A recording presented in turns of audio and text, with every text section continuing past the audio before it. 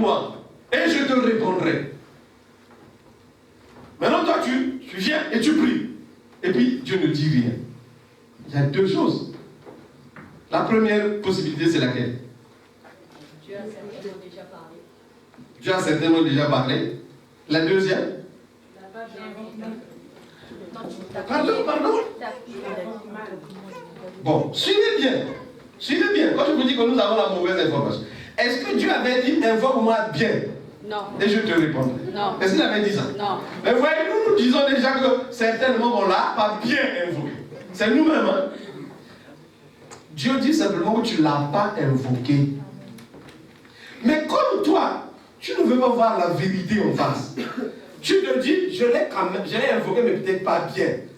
Tu refuses la vérité. La vérité, c'est que tu ne l'as pas invoqué. Ce que lui, il est dit, invoque-moi, ce n'est pas ce que tu as fait. C'est ça que la Bible nous dit. La Bible dit que nous devons regarder la Bible comme un miroir. Donc quand ça ne marche pas, ça veut dire nous nous sommes trompés. Arrête comme tu fais là, arrête ça. C'est ça que la Bible dit. Repentez-vous et convertissez-vous. Quand tu vois que Dieu a dit et que toi tu fais que ça ne donne pas ça, c'est que c'est pas ça. Mais il faut que tu te rendes compte que, donc c'est pas ça. Et tu arrêtes et tu changes. Et tu demandes maintenant à Dieu, mais moi on dirait que je n'ai pas compris. Montre-moi c'est con. Donc, je vous le dis pour partager cela avec vous, pour vous aider à grandir et à avancer. Pourquoi? Parce qu'avant, moi aussi, je me disais, mais pourquoi on prie, et puis on prie, les malades, les gens ne sont pas guéris, c'est quelques-uns seulement, et puis on s'essouffle là, on transpire, et tout ça. Non, il y a quelque chose que je ne comprends pas. Parce que quand je lis la Bible là, c'est pas comme ça. Hein? Là, il m'a dit, tu t'es rendu compte enfin. Comment ça? Il dit, mais ce que vous faites là, moi, je ne vous ai pas demandé de faire ça. Comment ça? Et c'est là qu'il me montre que lui ne priait pas pour les malades. Hein? La première fois que j'ai entendu ça là, je lui ai dit, comment ça, il ne priait pas pour les malades? Et il m'a demandé, et je vous demande, trouvez un verset biblique où Jésus a prié pour un malade. Frère, je n'ai pas trouvé. Mais je l'ai trouvé un où on a dit, quelqu'un parmi vous est-il malade? Qu'il appelle les anciens de l'église. Et les anciens prieront pour lui. Mais en tout cas, Jésus, il n'avait pas pris. Jamais. Hein? Quand vous entendez des choses comme ça, vous faites comme ça. Hein? Et puis vous ouvrez maintenant la Bible. Et vous commencez à chercher la Bible. Et c'est là que vous découvrez dans la Bible qu'un jour Jésus enseignait. Les pharisiens étaient assis. Les docteurs de la loi étaient assis. Et la puissance du Seigneur se manifestait pareil. Guérissant. Il a prié pour qui? Et j'ai dit pardon Seigneur. Comme il avait dit ils imposeront les mains aux malades, est-ce que vous savez qu'il n'avait pas dit ils prieront pour les malades? Non. Il a dit, en fait le texte dit ceci. Ils poseront leurs mains sur les malades et les malades guérissent.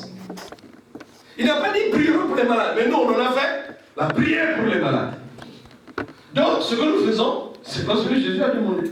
Après on s'étonne que les malades ne soient pas guéris. Mais parce qu'on ne fait pas ce qu'il a dit de faire. Donc, depuis que j'ai compris ça, j'ai dit, maintenant comment? Le temps me manquerait. Hein? Il a dit ceci précisément. Et il a dit ça clairement. Vous lirez dans votre Bible. Quand il a envoyé les apôtres, les disciples, au début, on les appelait seulement comme ça. Parce que bon, aujourd'hui, on aime tellement les titres. On ne les appelait pas les apôtres, c'était les disciples. Il a appelé et il les a envoyés. Parce qu'ils sont envoyés, c'est là qu'on les appelle apôtres. Ça veut seulement dire envoyés. Donc, quand il les a envoyés, la Bible dit qu'il leur a donné. Lisez bien. On a dit, il leur a donné le pouvoir de guérir et de chasser les démons. Il leur a donné.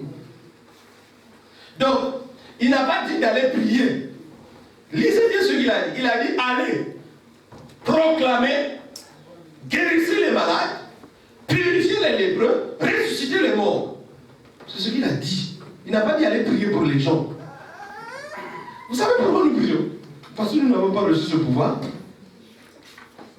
Oui, c'est tout. Parce que nous n'avons pas reçu ce pouvoir, nous n'avons pas reçu cette force qu'il avait donnée aux autres. Et donc on prie, on transpire, au nom de Jésus. C'est faux.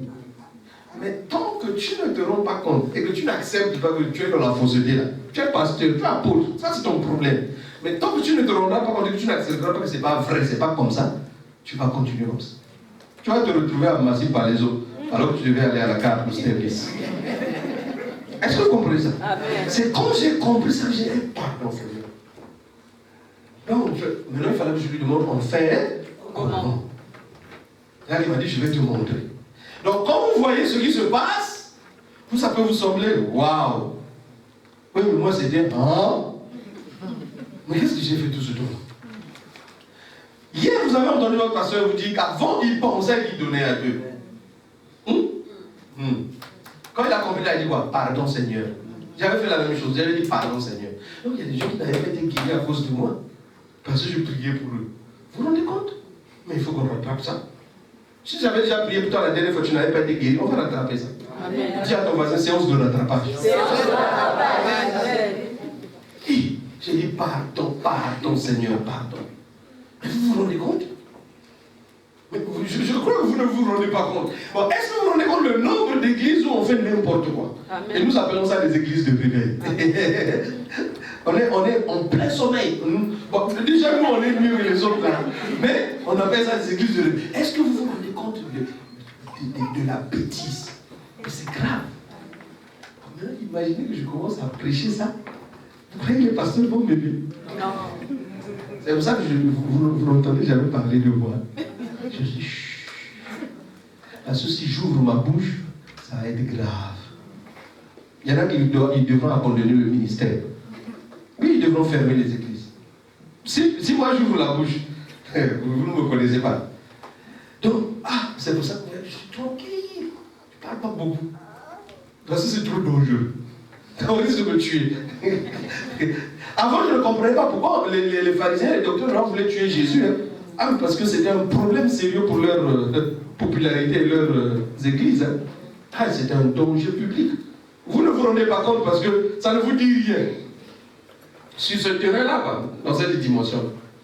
Donc, si vous le comprenez aujourd'hui, donc vous pouvez comprendre pourquoi je sais que vous pouvez être assis là, vous allez être guéri.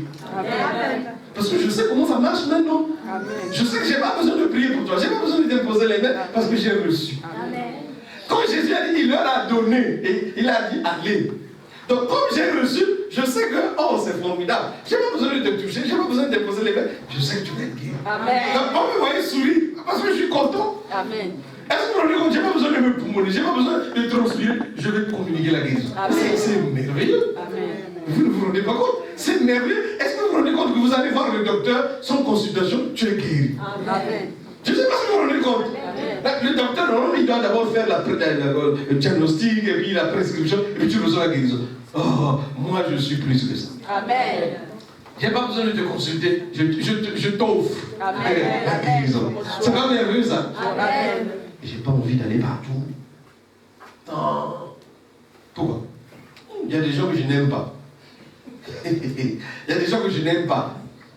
Mais même ceux-là, Jésus m'a dit. Je vous ai donné le témoignage. On va écouter tout à l'heure, ne vous en faites pas. J'ai promis, on va écouter le témoignage de cette sorcière. Mais aujourd'hui, nous avançons d'abord avec quelque chose que vous devez comprendre. Et il faut que vous le compreniez. Donc, quand vous vous rendez compte, bien aimé, vous avez dit, cette affaire-là, il faut qu'on révise ça. On va faire une séance de rattrapage. Donc, vous devez faire maintenant une séance de rattrapage, de lecture de la Bible, de méditation et de prière. Je vous garantis. Je vais vous montrer pourquoi. Dans Marc 11, Jésus a dit, vous connaissez le texte, mais je donne quand même les références pour ceux qui. Marc 11, les versets 21, 22, enfin, vous lisez tout le texte quand c'est comme ça. Il a dit, ayez foi en Dieu. Ayez foi en Dieu. Et je vous le dis, c'est la vérité. C'est-à-dire que c'est sûr, si quelqu'un dit à cette montagne, ôte-toi de là, jette-toi dans la mer, et s'il ne doute pas dans son cœur, mais croit que ce qu'il y arrive, il le verra savoir. Si quelqu'un dit quelque chose et ne doute pas dans son cœur, mais croit que ce qu'il y arrive, il le verra. Vous savez, ce que vous vous faites, c'est pas ça. Vous priez. Il n'a pas dit si quelqu'un prie. Là, il dit si quelqu'un dit quelque chose. Maintenant, après, il a dit, c'est pourquoi je vous dis, tout ce que vous demanderez en priant, croyez que vous l'avez reçu. Et vous le verrez. Le principe, la vérité, le principe est le suivant. Si quelqu'un dit quelque chose et ne doute pas dans son cœur, mais croit que ce qu'il dit arrive, il le verra. Ça, c'est le principe, c'est la vérité. Maintenant, quand vous prenez cette vérité, donc ce programme-là, c'est un programme informatique. Quand vous le prenez, vous l'appliquez maintenant à la prière. Voici comment ça marche dans la prière. Tout ce que vous dites en priant, croyez que vous l'avez reçu. C'est-à-dire, si quelqu'un dit quelque chose en priant, qui ne doute pas dans son cœur, mais en fait, c'est croyez que vous l'avez reçu. Mais ça, c'est l'application à la prière. Il le verra. Mais ça, ce n'est pas l'application de la vérité à la prière. Bon, maintenant, même quand vous priez, vous ne croyez pas. C'est ça le problème. Et je vous ai dit, vous perdez du temps, vous nous perdez du temps, vous perdez du temps aussi à Dieu. Je vais vous expliquer. On vous a bien dit que vous aurez 3 jours de visitation. Regardez, vous êtes venus comment? À quelle heure? Avec qui? Je vais vous expliquer pourquoi. Parce que, vous ne croyez pas. Vous ne croyez pas que Dieu allait venir. Vous êtes sûr que si vous aviez cru que Dieu allait venir ici, là, vous serez venu quand vous êtes venu, à l'heure où vous êtes venu. Vous serez arrivé depuis 5 heures du matin. Parce que vous savez que Dieu allait être. Donc, quand vous vous comportez comme ça, Dieu sait que vous n'y croyez pas, il ne vient pas. C'est comme ça que ça se passe. Vous n'allez pas venir seul, sauf si vous êtes mauvais, au point de ne pas vouloir faire bénéficier les autres. Donc, quand Dieu voit que vous n'avez aussi amené personne d'autre, ça veut dire que vous ne croyez pas qu'il sera là. Quand vous savez que Dieu sera là, vous vous apprêtez pour aller à ça. Donc, la manière dont vous venez à l'église montre si vous y croyez ou pas. C'est-à-dire, si quelqu'un dit quelque chose et ne doute pas dans son cœur, quand vous venez à l'église, vous avez déjà dit, avant d'arriver ici, là, vous avez déjà dit à Dieu, je doute dans mon cœur que tu seras là.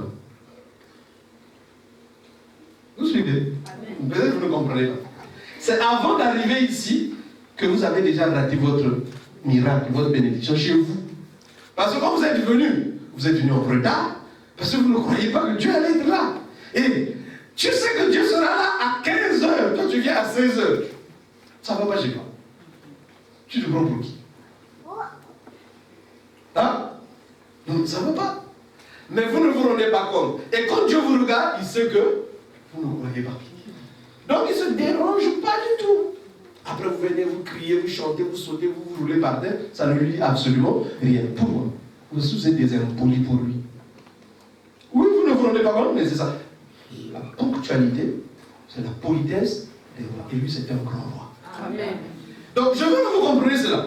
Donc, qu'est-ce qui va se passer? Donc, vous allez arriver au culte, dans cette attitude, Dieu ne viendra pas, il ne va pas être là. Et puis, vous allez vous retrouver assis par les autres. Et le dimanche prochain, et vous retrouvez entre vous, hein, vous chantez, vous priez au nom de Jésus et tout ça. Il vous regarde des impolis comme ça. Il ne viendra pas. Pourquoi? Mais parce qu'avant de quitter votre maison, vous lui avez tous dit, ah, on ne croit pas que tu seras là. Vous m'invoquerez et vous partirez. Vous me prierez et je vous exauce. Donc, quand vous voulez prier ici pour qu'il vous exauce, il faut d'abord l'invoquer chez vous. Comme ça, ici, vous le prierez et vous exauce. Mais vous voulez venir l'invoquer ici. Mais il faut maintenant partir. Parce qu'il a dit, vous m'invoquerez, vous partez. Donc, quand vous venez prier ici, Dieu attend la suite. Vous partez. Maintenant, il attend maintenant que tu l'invoques chez toi. Et quand toi, tu rentres chez toi, tu dis, bah, j'ai déjà prié à l'église. Et puis tu dors. Et puis tu dis, tu n'as pas fini là. Et c'est pour ça que ça ne marche pas. C'est pas que vous ne priez pas, mais vous ne suivez pas. Et on vous le dit, mais vous ne suivez pas. Est-ce que vous me suivez? Amen. Donc il a dit ça. Quand vous voyez qu'il a dit ça et que vous ne pouvez pas déplacer une montagne, ça veut dire quoi? Ça veut dire qu'il faut vous rendre compte que vous n'avez pas la foi. Ce qu'il a dit. Il a dit si vous aviez la foi, comme un grain de seneve, vous direz à cette montagne. Si tu n'arrives pas à déplacer une montagne, ce n'est pas la peine de te poumonner. Ce n'est pas la peine de jeûner, de prier pendant 100 jours. Ça veut dire que tu n'as pas la foi. La seule chose à faire, dit, pardon Seigneur, je n'ai pas la foi. C'est ce que les apôtres ont dit, ils disent, augmente-nous la foi. Mais Jésus a donné une réponse, ça m'a tellement choqué. Jésus n'a pas augmenté leur foi. Pourquoi? Qui peut me dire pourquoi il n'a pas augmenté leur foi? Alors ils ont demandé qu'il augmente leur foi. Parce qu'ils n'avaient même pas écouté ce qu'il avait dit. Il avait dit, si vous avez la foi petite comme un grain de sénévé, eux ils voulaient qu'il augmente la foi. Est-ce qu'il avait dit si vous avez une grande foi? Non. Ça veut dire qu'ils n'avaient même pas écouté ce qu'il a dit. Donc il les a envoyés balader. Lisez dans votre vie, il les a envoyés balader. C'est ça que vous devez comprendre. Quand vous lisez la Bible, vous devez comprendre que là, il les envoie balader. Pourquoi? En fait, parce qu'ils n'ont pas écouté. Il a dit, il vous suffit d'une fois. Quand on dit grain de sénévé là, c'est un petit truc comme ça, là, tout petit comme ça. Donc, tu n'as pas besoin d'avoir une grande foi. Il suffit que tu aies la foi. Dis à ton voisin, la foi que tu as là suffit. Vous cherchez à avoir une grande foi. Pourquoi faire? Vous n'avez pas besoin d'une grande foi. Mais il suffit que tu aies la foi. Mais souvent, ce que toi tu appelles la foi, ce n'est pas la foi. C'est seulement tes sentiments. Souvent, c'est ça que vous êtes. Je crois. En fait, on appelle ça du forcing. Ce n'est pas la foi, le forcing. Tes efforts là, ce n'est pas ça la foi.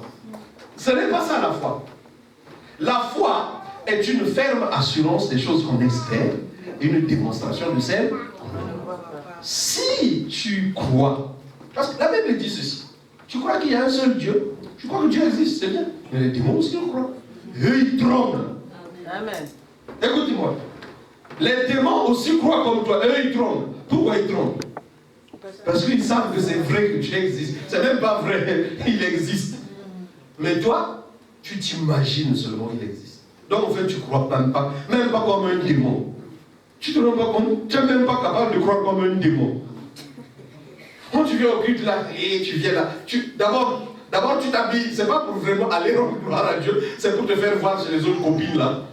Parce qu'après vous commencez à vous regarder, la soeur là s'habille comment.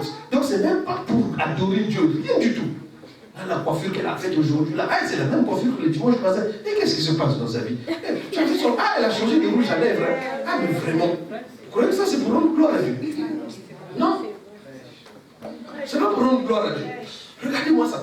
À la maison, elle ne se marie pas. Hein? À la maison, là, le monsieur, là, il voit une face bizarre. Mais quand c'est pour aller au culte, elle devient belle, elle devient belle. C'est pour qui? La Bible dit qu'elle doit le faire pour le mari. Vous avez, la dernière fois, je disais à notre pasteur, la dame que vous avez vue là, parce que je l'appelle par vidéoconférence, je lui dis, c'est quoi cette coiffure? C'est ça que tu montres à mon fils? Va te coiffer. Et je lui dis, est-ce que tu mets le rouge à lèvres avant de dormir? Oh! Je dis, mais parce que je t'ai vu, tu allais au travail là, tu as bien allongé les cheveux, rouge à lèvres et tout ça. Mais quand c'est pour dormir avec ton mari, tu ne mets pas ça. Bon, mais pour qui tu mets ça quand tu sors? Hein? Voilà, vous nous lisez la Bible. La Bible dit que celle qui est mariée doit chercher les moyens de plaire à son mari. Bon, toi, tu t'habilles, tu te sapes pour aller au boulot. C'est pour plaire à ton mari. C'est pour plaire aux autres hommes. Ah oui. Après, tu veux que Dieu t'écoute. Mais il ne va pas t'écouter. L'Éternel est avec vous quand vous êtes avec. Il ne va pas t'écouter. C'est pour ça que les prières restent comme elles sont là. C'est pour ça. Vous ne l'écoutez pas. Je vous ai montré que les apôtres n'ont même pas écouté ce que le Seigneur a dit. Vous faites la même chose. Non, ne vous étonnez pas. C'est pour ça qu'il les engueulait. Il leur disait, mais comment vous n'avez pas la foi? Vous êtes sans intelligence. On vous a déjà dit idiot. On vous a déjà dit ça. C'est parce que vous ne lisez pas la Bible. En fait, ça fait longtemps que Dieu te traitait d'idiot. C'est écrit dans la Bible. Mais comme tu ne lis pas, tu ne fais même pas attention. Mais comme moi je vais te le dire, tu vas être frustré. Oh, comment il peut se permettre de me traiter d'idiot? Je ne te traite pas Dieu, tu es un idiot. Ce n'est pas moi qui te traite, tu es un idiot. Et il faut que tu te rendes compte que tu es un idiot pour que tu t'humilies comme la Bible dit. Ah, pardon, je suis un idiot. Aide-moi. Si tu ne te rends pas compte que tu es idiot, tu vas continuer dans l'idiotie. C'est aussi simple que ça. Donc, quand moi je me suis rendu compte, j'ai dit, ah, pardon, Seigneur, je ne savais pas. Moi, je croyais que c'était la bonne chose. Et puis, j'aime bien quand je me pose devant les gens, j'aime ça. On a l'impression que c'est la puissance. Ce n'est pas la puissance. Mais j'avais constaté une chose. J'avais dit à les pasteurs, vous changez maintenant la chose. Parce que moi, quand j'arrive, en fait, quand je passe au milieu des gens, je provoque seulement les démons là pour qu'ils se manifestent. Ensuite, vous devez maintenant les chasser. Et puis je leur ai dit, maintenant quand quelqu'un tombe, vous devez le suivre. Quand il se réveille, là, vous lui demandez pourquoi tu es tombé. Oui, il faut que tu nous expliques pourquoi tu es tombé. Parce que moi, je ne prie pas pour que tu tombes. Je prie pour que Dieu te visite, que Dieu te touche, que Dieu te guérisse. Toi, tu tombes. Pourquoi tu tombes? Ah, là, c'était devenu compliqué. Et parce que les gens aimaient bien voir, ils pensent que c'est la puissance. Non, c'est souvent de la distraction, c'est de l'embrouille. Le démon, en fait, ne veut pas que vous l'attrapez. Donc, il fait tomber l'autre. Et comme ça, vous le laissez. Et puis, il est là. Oh, moi, je me rappelle bien de la délivrance qu'on faisait un jour. Et puis, le démon a dit, bon, ça va, je suis parti. J'ai dit, merci pour la révélation. Dehors! Parce que s'il était parti, il ne pouvait pas encore parler. Est-ce que vous vous rendez compte? Mais c'est souvent comme ça qu'ils nous embrouillent. Quand les gens tombent là, on croit que c'est la puissance de Dieu. Non, ce n'est pas la puissance de Dieu, on t'embrouille. Tu es gonflé d'orgueil, tu penses que tu es puissant. Tu es puissant ou quoi? Les gars sont tombés. Dans la Bible, on nous dit que Jésus enseignait et la puissance de Dieu se manifestait par des guérisons. Voilà ce que tu dois voir. Si tu ne vois pas ça, c'est que tu es un idiot. Et si tu ne te rends pas compte que tu es idiot, c'est que vraiment tu es idiot. Parce que le fou ne sait pas qu'il est fou. Il y a que le type normal qui se rend compte qu'il est fou. Donc si toi-même tu ne te rends pas compte que tu es idiot, c'est que vraiment tu es là-dedans. Vous comprenez ce que je dis? Je pense que là vous commencez à comprendre. Donc, il faut d'abord que vous vous rendez compte, hé Seigneur, je n'avais même pas la foi. Moi, le jour où le Seigneur m'a dit que je n'avais pas la foi, j'ai dit, moi l'apôtre, tu as vu ce que j'ai fait? Tu dis que je n'ai pas la foi. Vous savez, la Bible est vraie. Hein? Maintenant, je me rends compte, je dis, en fait, on priait, hein? Souvent on espère, on croit, mais ce n'est pas la foi. Parce que la foi, si tu as une petite foi comme ça, là, tu peux déplacer les montagnes. Donc, si réellement vous croyez que Dieu va venir, c'est vous qui devez faire la démonstration que vous le croyez. Amen. Vous vous organisez parce que Dieu sera là. Vous vous préparez parce que Dieu sera là. Et là, vous verrez que Dieu va se manifester. Amen. Vous devez à ce moment-là chercher la vraie foi. Hein? Pas ce que vous faites d'habitude là. S'il dit que tu peux déplacer une montagne par la foi, et que toi-même tu sais que tu ne peux pas, c'est que tu n'as pas la foi. Ce que tu appelles la foi, ce n'est pas ça. C'est pas ça. Donc arrête de penser que tu as la foi. Commence maintenant à chercher la face de Dieu, à prier, s'il faut jeûner, s'il faut lire la Bible, je ne sais pas, 100 fois, 1000 fois. Il faut que tu dises, Seigneur, je ne sais pas c'est quoi la foi. Explique-moi, ou bien il faut me la donner, mais en tout cas je ne comprends. Mais je t'apprends, et c'est une bonne nouvelle, c'est qu'il ne va pas te donner. Il ne va pas t'augmenter la foi là. En fait, il s'agit de la foi que tu as, mais c'est que ce n'est pas ça là que tu fais. Donc il veut que tu comprennes pour que tu exploites la foi comme il se doit. Ça, c'est la première chose qu'on devait voir. Donc, hier, je disais que moi, j'ai reçu dans 100 000, c'est formidable. Donc, je peux encore continuer aujourd'hui. Parce que le plus intelligent dans l'affaire, c'est moi. Amen. Mais vous ne vous rendez pas compte. Et c'est pour ça que vous avez du mal à faire des offrandes. C'est pour ça. Quand je dis c'est idiot, là, c'est idiot. Mais je ne sais pas comment vous le dire. J'utilise ce terme pour vous choquer. En fait, pourquoi ça vous réveille un peu? Je vais vous expliquer. Donc, j'ai commencé hier, je vais vous expliquer. J'ai des enfants dans la foi, des fils, des filles. Il y en a qui sont au pays, il y en a qui sont à l'étranger. Il y en a qui sont en France. La dernière fois, il y en a une qui m'a dit, ouais, mais toi, ça c'est quel papa ça? Quand tu viens en France, tu ne dis même pas aux enfants. J'ai répondu, ça c'est quels enfants ça? Vous savez même pas où est votre papa. Vous voyez, les gens aiment bien se la jouer comme on dit. Il y en a une qui m'a dit, ouais, mais ça c'est quel pasteur qui abandonne les brebis? Et moi j'ai répondu, mais ça c'est quel brebis qui abandonne le pasteur? Parce que vous êtes venu en France, vous m'avez demandé. Vous m'avez demandé. Non. Ça c'est quel brebis qui abandonne le pasteur? Elle pensait qu'elle avait trouvé quelque chose pour me choquer là. Ah, mais ça c'est quel pasteur qui abandonne, on ne sait plus où tu es, on ne te voit plus et tout ça. J'ai dit, ça c'est quel brebis qui abandonne le pasteur? Nous étions tous à Brazzaville. Vous êtes maintenant à Paris. Vous êtes maintenant à Armand, je ne sais pas où là. Vous m'avez demandé avant de venir. C'est des brebis qui m'ont abandonné. Et c'est pas tout, arrivé en France. Depuis quand vous m'avez envoyé une offrande? Depuis quand? Il y en a une qui dit, ah, apôtre, tes prédications nous manquent. J'ai dit, tu as acheté la caméra. Oh, mais mais qu'est-ce que tu veux dire pas? J'ai dit, arrêtez, vous croyez moi je suis un petit enfant.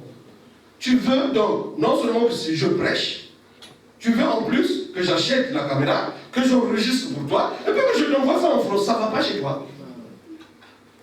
Oh, mais pourquoi tu es fâché comme ça? Je ne suis pas fâché, mais ça suffit. L'an passé, j'étais petit. Vous m'avez tous escroqué. Mais ça suffit. Tu veux me voir, tu payes le billet. Tu dis, Apôtre, je veux que tu viennes chez moi à la maison. On va prier. Je viendrai, tu as payé le billet, je viendrai prier pour toi. Et puis je reprends mon avion, je rentre. Mais ça suffit. Avant, vous savez, quand je venais en France, là, je suis de passage, les pasteurs me contactent. Oh, il faut que tu viennes prêcher ici, là, tout ça. J'ai dit, ça suffit. Qui veut voir le pape va à Rome. Je vous explique. Si vous savez que c'est un homme de Dieu, c'est vous qui devez le dire. Et c'est vous qui devez vous comporter comme tel. Ne pensez pas que parce que c'est mon frère ou que je lui ai fait ce qu'on. Non, pas du tout. Je voulais vous lui demander. Je n'ai jamais donné quoi que ce soit.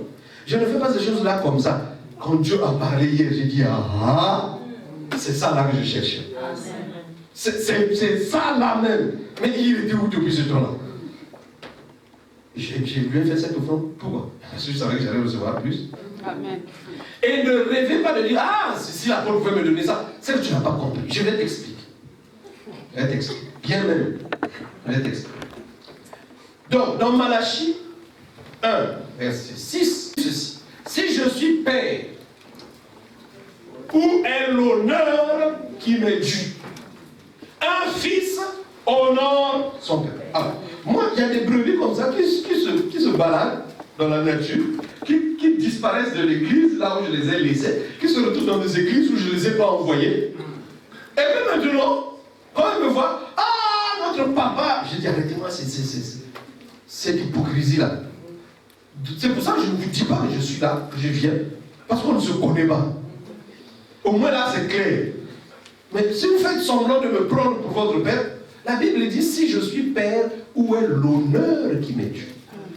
Un fils honore son père et un serviteur son maître. La Bible dit que vous pouvez avoir beaucoup de maîtres dans le Seigneur, mais vous n'avez qu'un seul père. Donc si c'est moi qui vous ai enfanté dans la foi, peu importe le nombre de maîtres que vous aurez, il n'y aura qu'un seul père. Le maître, on ne l'honore pas. Non? Si. Le père, on ne l'honore pas. Si. Mais la Bible dit où est l'honneur? Et je vous explique ça pour que vous compreniez. Donc l'honneur, Dieu ne sera honoré que par nous. Les serviteurs de Dieu ne seront honorés que par nous. Mais si vous ne le faites pas, ne vous étonnez pas que la bénédiction ne se manifeste. Parce que c'est lié. Je vais vous le montrer. Hier, je vous ai montré le texte d'Élie, non? Vous vous rappelez? Élie a dit à cette femme, sers-moi d'abord, prépare-moi d'abord à manger. Ensuite, tu feras pour. Car ainsi parle l'Éternel. L'huile ne manquera pas, la farine ne manquera pas. Je vous explique maintenant la vérité. C'est que le miracle de la provision divine est lié à cet approvisionnement envers les serviteurs de Dieu. Alors, dit comme ça semble un peu philosophique. Je le redis d'une autre manière. Apporter à la maison du trésor toutes les dîmes et les offrandes. C'est pourquoi? Faites bien attention à ce que Dieu dit. C'était pourquoi? Et il a dit quoi? Et vous? Dans la Bible, il est dit honore ton père et ta mère. Pourquoi? Afin que tu vives longtemps et que tu sois prospère, que tu sois heureux. N'est-ce pas? Ok.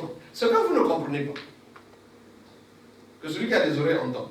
Tu as ton père et tu as ta mère. On te dit de les honorer. Vous irez lire dans Esther comment honore-t-on un homme? Comment? C'est écrit comment on honore un homme. C'est écrit. Donc si vous voulez le savoir, vous allez lire là-bas, vous allez comprendre. Donc voilà le secret comment ça marche. Dans ta maison, l'huile ne manquera pas si dans sa maison, l'huile ne manque pas. Amen. Dans ta maison, la farine ne manquera pas si dans sa maison, la farine ne manque pas. Élie lui a dit, sers-moi d'abord. Élie a dit, sers-moi d'abord. Je vous ai dit que les femmes là, Jésus allait de, c'est dans Luc, Jésus allait de ville en ville, Luc 8, verset 1 à 3, Jésus allait de ville en ville, de village en village. Il annonçait l'évangile. Et on nous dit quoi? Il y avait des femmes qui avaient été délivrées d'esprits mauvais qui l'accompagnaient. Et parmi ces femmes, il y avait Marie de Magdala, Jeanne. Vous pouvez aller lire dans Luc 8, vous le trouverez. Et on nous a dit que celle-là, c'était qui? La femme de l'intendante d'Hérode. Mais qu'est-ce que Hérode vient faire là? C'est vous dire qu'elle avait les moyens, elle avait la possibilité parce que son mari avait les moyens. Donc c'est grâce à ça qu'elle assistait de leur bien. C'est ça qui permettait à Jésus d'aller de lieu en lieu, de ville en ville, de village en village. Est-ce que vous me suivez? Et c'est comme ça que ces femmes étaient bénies. C'est comme ça que ces foyers-là étaient bénis. Vous connaissez Hérode, non? Lui, il ne priait pas, mais sa femme suivait Jésus. Lui, il ne priait pas, mais sa femme suivait Jésus. Et la femme soutenait Jésus, parlait bien. Peut-être que vous avez oublié. Dans la Bible, on vous a dit qu'il y a une femme qui est venue dire à son mari, je préfère que tu n'aies rien à voir avec cet homme-là. Parce que j'ai fait un songe. Vous n'avez jamais fait ça. Vous n'avez jamais fait attention à ça. Donc il y a des choses qui se passent là. Quand vous lisez la Bible, ça vous passe sous le nez là. Donc, si on a dit honore ton père et ta mère, tu as ton père physique, non? Maintenant, lui, vous dites que c'est le père spirituel, non? Mais c'est le même principe. Si tu ne l'honores pas, ça ne va pas marcher. Pourquoi? Mais parce que c'est des principes spirituels. C'est des choses, ça fonctionne comme ça dans le monde spirituel. Si vous voyez que les païens prospèrent, parce qu'eux ils font ça, sans même y réfléchir, sans même avoir la foi. Si vous voyez que les musulmans prospèrent, parce que c'est ce qu'ils font, sans même réfléchir, sans même faire quoi que ce soit. Les juifs, ils font la même chose. C'est des choses, si vous les faites, ça marche. Dieu ne fait exception de... Ce n'est pas une affaire si tu es chrétien ou catholique ou juif. Si tu fais ça, honore ton père et ta mère. On n'a pas dit honore ton père chrétien et ta mère chrétienne. On a dit honore ton père et ta mère afin que tu vives longtemps et ainsi de suite. Ça marche, que tu sois païen, que tu sois chrétien, ça marche comme ça. Si j'annonce l'évangile, il n'y a pour moi aucun sujet de fierté, car c'est une nécessité qui m'est imposée, et malheur à moi si je n'annonce pas l'évangile. Est-ce que vous vous rendez compte de ce qu'il dit? Il dit qu'il est obligé d'annoncer l'évangile. Malheur à moi si je n'annonce pas l'évangile. Je ne sais pas si vous vous rendez compte. Lisons maintenant le verset 15. Quant à moi, je n'ai eu recours à aucun de ces droits, et je n'écris pas cela pour qu'il me soit accordé, car j'aimerais mieux mourir plutôt que de me laisser enlever ce sujet de fierté. Suivez bien. Annoncer l'évangile, ce n'est pas un sujet de fierté pour lui. Mais donc, c'est quoi ce sujet de fierté? Lisons le verset précédent. De même aussi, le Seigneur a prescrit à ceux qui annoncent l'évangile de vivre de l'évangile. Suivez bien. Le Seigneur a prescrit à ceux qui annoncent l'évangile de vivre de l'évangile. D'accord? Est-ce que votre pasteur vit de l'évangile? Je vous pose la question, vous le connaissez ou pas? Oui. Sauf si vous êtes des infiltrés. Est-ce qu'il vit de l'évangile? Non. Il vit de quoi? De son travail. À qui la faute? À nous. Comment ça va? C'est vous qui avez demandé de prêcher l'évangile. Comment ça va? Pourquoi vous dites à nous? Hein?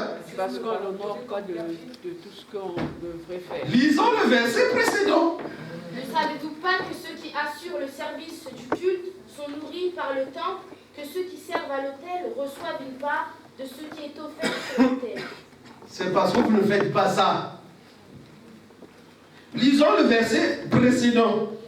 Si d'autres exercent ce droit sur vous, n'est-ce pas plutôt à nous d'en jouir? Mais nous n'avons pas reconnu à ce droit. Au contraire, nous supportons tous afin de ne pas créer d'obstacles à l'évangile de Christ. Vous voyez?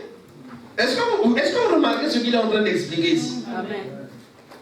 C'est incroyable ce qu'il dit. Donc, il dit qu'il a refusé d'exercer ce droit. Il a refusé d'exercer, parce que lui aussi travaillait de ses mains. Il a refusé d'exercer ce droit pour ne pas créer d'obstacle à l'évangile. Mais ce n'est pas normal. Maintenant, c'est à vous de comprendre que ainsi, quand il fait ça là, il y a une partie de bénédiction qui est bloquée. Si nous avons semé pour vous les biens spirituels, est-ce trop si nous récoltons une part de vos biens matériels? C'est moi qui ai écrit ça. Non. Ou bien, est-ce principalement à cause de nous qu'il parle?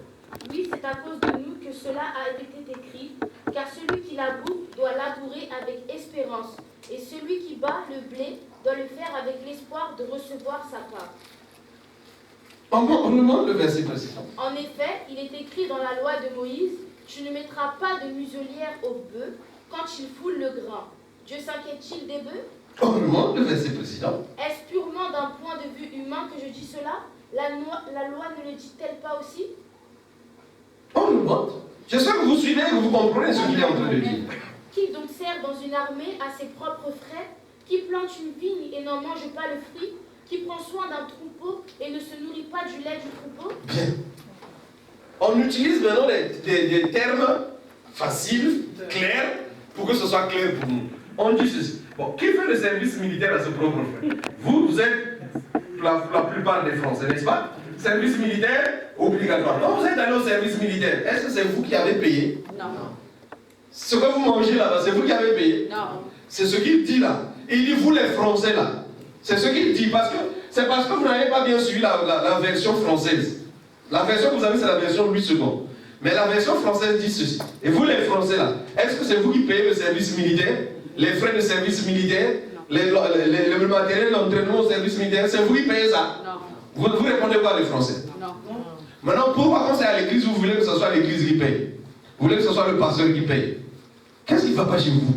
C'est ça que ce texte-là dit. Qu'est-ce qui ne tourne pas rond chez vous? Ce texte, c'est ce qu'il est en train de dire au peuple de Dieu, à l'église, aux chrétiens. Il y a quelque chose qui ne va pas chez vous. Vous voulez que votre pasteur travaille, mange de son travail, fournisse des efforts dans l'église, sans rien recevoir. Sans rien recevoir. Vous êtes content. Vous êtes content qu'il fasse des sacrifices comme ça. Et il dit, mais ce n'est même pas normal. Donc, pourquoi vous comprenez que ce n'est pas normal? Il vous dit, vous, quand vous faites le service militaire, c'est vous qui payez. Pourquoi vous voulez que lui fasse le service et qu'il paye lui-même? Comment vous voulez qu'il fasse un service et il paye lui-même? Il travaille et il paye lui-même et puis il fait le service. Il y a quelque chose qui ne va pas. Et c'est ce qu'il dit. Il dit, qui est-ce qui plante une vigne et ne mange pas le? Et vous êtes ici, c'est vous qui fabriquez le vin, non? Les Français. Hein? Le vin là, quand vous fabriquez le vin là, c'est pas vous qui vendez le vin là. Bon, pourquoi vous voulez maintenant, quand c'est le pasteur, il faut, quand il a fabriqué le vin, qu'il n'y touche pas. Tout le monde veut voir ce qu'il entre dans l'église. Qu'est-ce que le pasteur fait avec l'argent là? Est-ce que vous êtes allé voir ce que le vigneron fait avec l'argent de sa vie? Non. Vous êtes allé voir ça? Non. Non. C'est bizarre, là, mais quand c'est l'église, ouais, mais non, on ne voit pas clair là, dans la gestion. Comme si tu devais voir clair. Et il dit ceci. Qui est-ce qui fait paître un troupeau et ne se nourrit pas du lait du troupeau? C'est qui? Il y a quelque chose qui ne va pas chez vous. Vous avez entendu ce que Joseph a fait? Il a envoyé des offrandes à son père. Il a dit, montrez-lui ce que je suis devenu. Amen. Et vous savez, la Bible dit que le cœur de Jacob était mort. Il ne croyait plus. On lui a dit que ton fils est vivant. C'est ma fausse histoire. Maintenant, on lui a montré seulement les offrandes. Il a dit, ça y est, mon fils vit. Mon fils vit. Quand l'homme de Dieu a voulu donner la bénédiction, il a appelé son fils. Il a dit, viens, je vais te bénir avant de mourir. Je vais te bénir. Mais il lui a dit, va me préparer à manger. Pourquoi? C'était son fils, non? Voilà comment vous raisonnez. Mais qu'est-ce que ça veut dire? Donc quoi? Ça veut dire quoi? Mais parce qu'il y a des choses, je vous ai dit, dans le monde spirituel, ça ne se passe pas comme vous le pensez. Ça se passe comme ça. Malheureusement, ça se passe comme ça. Il a dit, prépare-moi à manger. Quand la maman a entendu, il a dit, la bénédiction va partir. Il a dit à son fils bien-aimé, il a dit, hé, va vite attraper un veau là. Je vais préparer comme ton père aime manger. Puis tu vas lui donner ça et il te bénira.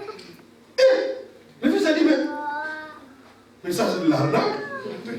Mais s'il se rend compte, il va me maudire. Il dit que cette malédiction retombe sur moi. Pourquoi? Parce qu'il a dit, je sais comment ça marche. Si la bénédiction part, c'est fini pour toi. C'est fini. Alors que elle, rappelez-vous, c'est elle qui était enceinte. C'est elle qui avait les jumeaux. Et c'est à elle que Dieu avait parlé. Donc elle savait. Suivez bien. Elle savait ce que Dieu lui avait montré. Mais elle savait aussi que le vieux aimait plus l'autre. Vous avez entendu ce que Joseph a fait? C'est pas Dieu qui lui a dit ça. Il a donné les 5 à l'autre. C'est parce que c'est ce qui lui plaisait. Elle a dit, le type là, mon mari là, je le connais. Le pasteur vous a dit, parce que vous ne faites pas attention. Je vous connais. C'est ce qu'il a dit. C'est la même chose, la femme a réagi, je connais mon mari. Il veut donner la bénédiction à l'autre, à l'aîné. Alors que la bénédiction revient au petit, parce que Dieu en avait décidé ainsi.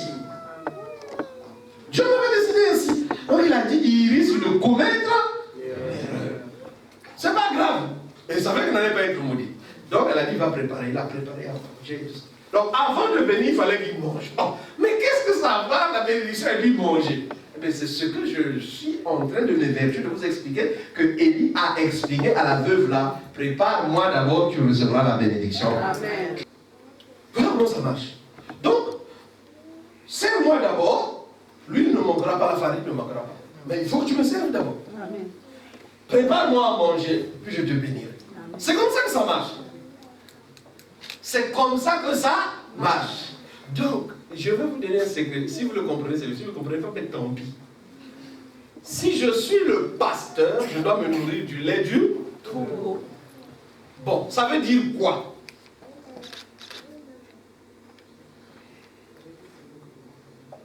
Oui, mais ça veut dire quoi? C'est ça que vous ne comprenez pas. Je vais vous expliquer ce que ça veut dire. Ça veut dire ceci. C'est ça que j'ai voulu vous expliquer hier. Mais bon, je vous le dis quand même. Élie vient, il dit à la femme là, ah, fais-moi un petit gâteau que je mange. La femme là dit quoi? Il me reste qu'un peu pour moi. Et mon fils. C'est-à-dire ce que j'ai là, ça ne suffit même pas pour moi. D'accord? Ce que j'ai là, ça ne suffit pas. Le salaire que tu as là, ça ne suffit pas déjà pour toi. Tu n'arrives déjà pas à t'en sortir. C'est ça que ça veut dire. Parce que peut-être que vous ne comprenez pas. Ça veut dire que le salaire que tu as là, ce que tu gagnes là, c'est déjà pas suffisant pour toi et ta maison. C'est exactement la situation dans laquelle tu te trouves. Donc tu te dis, mais comment je vais faire une offrande à l'apôtre? Comment je vais faire une offrande au pasteur? Déjà moi-même, je ne m'en sors pas. Évidemment que si tu restes dans cette attitude, tu ne vas pas vivre le miracle. Maintenant, moi je te donne le secret. Peu importe la situation dans laquelle tu te trouves, peu importe si tu es coincé, mais si tu veux et si tu crois que Dieu est là, et que moi je suis un homme de Dieu, sers-moi d'abord. Parce que ça se passe comme ça. Ça fonctionne comme ça. Quand Pierre a péché, il n'arrivait pas à s'en sortir. Jésus est venu, il a occupé la barque. D'abord, il a fini de prêcher. Ensuite, il lui a dit, j'ai de me filer du côté droit. Et là, il n'arrivait plus. La bénédiction était là. C'est un principe spirituel. Donc, si maintenant j'arrive, la veuve l'a dit, ça suffit déjà pas pour moi. Je cherche quelqu'un d'autre. Élie a cherché une autre veuve. Non. C'est pas parce que tu n'arrives pas à t'en sortir que c'est pas toi. C'est exactement ce que la veuve là a dit. Élie a dit, la pauvre elle comprend rien. Je suis venu pour t'aider. Moi, les corbeaux me nourrissaient. Je suis venu. En fait, c'est pour toi qu'on m'a envoyé. Donc, je sais, mais sers-moi d'abord. Et quand tu m'auras servi, toi là, lui ne manquera pas, la farine ne manquera pas. Vous savez, qu'est-ce qu'elle a donné à Élie? Juste un gâteau. Et qu'est-ce qu'elle a reçu? Une provision qui ne finissait pas. Qui ne finissait pas. Amen. Tout le reste de sa vie n'a plus connu la galère. Amen. Vous vous rendez compte? Amen. C'est lié à moi. Il a dit, sers-moi d'abord. Donc il y en a qui ne comprennent pas. Ils changent d'église, après ils prient, et puis ils disent, c'est le même Dieu. C'est le même Dieu, mais ce n'est pas la même bénédiction. Amen. Dieu a béni chacun selon sa bénédiction. Donc après il s'étonne, mais il prie quand même. C'est ce que je dis. Tu ne pries pas, tu forces. Mais ça ne se passe pas comme ça. Tu forces seulement, mais ça se passe. Donc à Acte 10:38, Jésus allait de lieu en lieu. Faisons du bien. Faisons du bien. Vous savez pas ce que ça veut dire, faisons du bien? Et guérissons tous ceux qui étaient sous l'empire du diable. Car Dieu était avec lui. C'est ce que la Bible nous dit. Dieu était avec lui. Mais vous ne comprenez pas. Et j'expliquais un jour à l'église. Parce que les chrétiens ne lisent pas la Bible. En fait, souvent ils aiment lire autre chose. Ils lisent pas la Bible. Vous savez ce que ça veut dire? Il y a quelque chose qu'on a écrit là que vous ne voyez pas. Il est dit, et les gens venaient, la foule venait, les gens qui souffraient de douleurs de divers genres. Et il était guéri. Des douleurs divergents. Les paralytiques, ce n'est pas des douleurs, mais on a dit les paralytiques, les aveuglés. Il y avait toute cette catégorie. On a dit clairement, quelque part, que des gens tourmentés par des esprits et des gens qui souffraient de douleurs de divergents. Maintenant, j'ai expliqué aux sœurs. J'ai dit, il y a quelque chose que vous, on ne vous a pas dit. Pourquoi il y avait beaucoup de femmes qui étaient souvent là?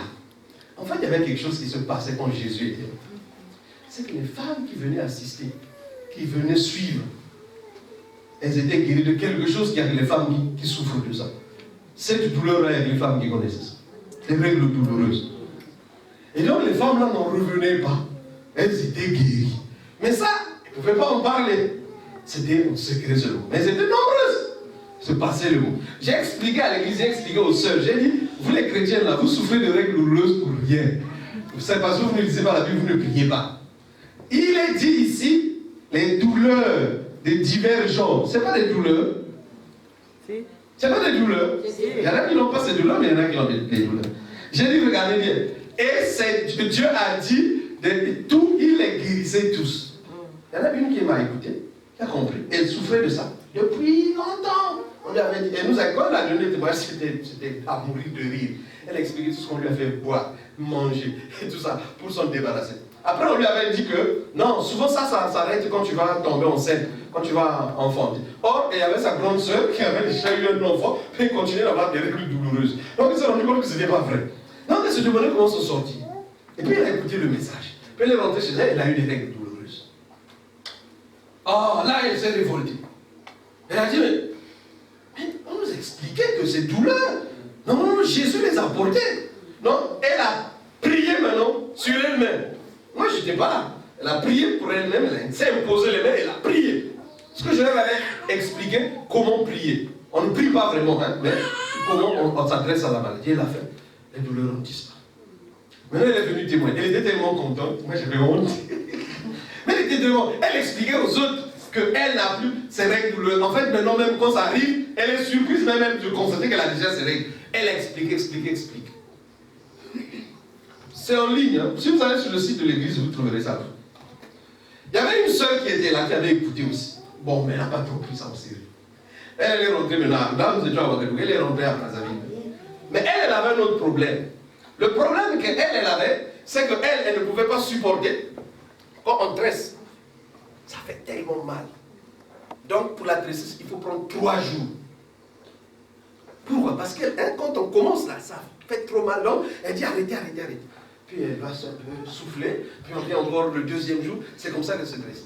Maintenant, quand elle est arrivée à Brazzaville, ça a repris, elle s'est fait tresser, ça a repris. Elle s'est rappelé le témoignage de l'autre soeur sur les règles douloureuses. Puis elle s'est dit, mais pourquoi moi je souffre? Pourquoi je continue de souffrir? Pourquoi? Parce que on nous a bien dit, et remarquez que Ésaïe 53 dit qu'il a porté nos douleurs. Il s'est chargé de nos souffrances. Tu souffres, hein? Mais vous savez quoi? On lui avait dit qu'il faut souffrir pour être belle. Donc, avant, elle acceptait ça. Mais là, elle s'est rendu compte que non, il a porté nos douleurs. Il s'est chargé de nos souffrances. Il a dit, et toi, la douleur, repars chez Jésus. Repars là-bas, reprends chez Jésus là. C'est là-bas ta place. La douleur disparaît. Maintenant, elle est venue témoigner à Brazzaville, à l'église, de ce que quand l'autre sœur avait donné le témoignage sur les règles douloureuses, elle n'avait pas compris. Donc maintenant, quand la tête lui a chauffé là, elle a prié, et puis, maintenant dans ce jour-là, c'est elle qui prêchait. Elle disait que tu n'es pas obligé de souffrir. En fait, tu souffres pour rien. Renvoie la douleur là chez Jésus. Amen. C'est là qu'il a se débrouiller avec Jésus. Oh, j'étais tellement contente de voir ça. Elle était tellement enthousiaste là, en train de dire aux autres là, vous n'êtes pas obligé de souffrir. Moi avant j'acceptais ça, je supportais ça. Pourquoi? Parce qu'on m'avait dit qu'il faut souffrir pour être. Mais ce n'est qu'un mensonge. Amen. Ce n'est qu'un. Et c'est pour ça qu'il y avait une foule qui suivait Jésus. Parce qu'en fait, les gens quand ils venaient, vous vous rappelez, ils étaient assis. Vous vous rendez compte? Et tout d'un coup, ils se rendent compte que.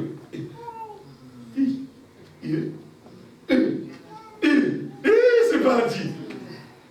Donc il repart celui qui dit, gars, viens. Amen. C'est pour ça qu'on vous a dit que un jour ils lui ont seulement dit, s'il te plaît, permets-nous seulement. C'est tout. Raconte ce que tu veux, raconte ta vie là. Mais permets-nous seulement de toucher. Et tous ceux qui le touchaient étaient guéris. Amen. Quand ils ont compris comment ça marche, parce qu'au début, vous verrez, hein, la Bible dit que Jésus a imposé les mains. Au début, c'était comme ça. Hein? Il a imposé les mains. Mais après, ils se sont rendus compte comment ça marchait. Une force sortait de lui. Ils ont dit, c'est comme ça. Non, il raconte sa vie pour rien. Tout ce qu'il raconte là, on n'en a pas besoin. Donne-nous seulement. Vous comprenez? Quand vous savez comment ça marche, vous faites agir. Et c'est ce qu'ils ont fait. Et là, maintenant, lui aussi, il a dit, ah, on va me tuer ici, là. La Bible dit qu'il a fui, il s'est mis maintenant dans la barque, il est rentré dans l'eau, et puis les gens ne voulaient quand même pas se noyer.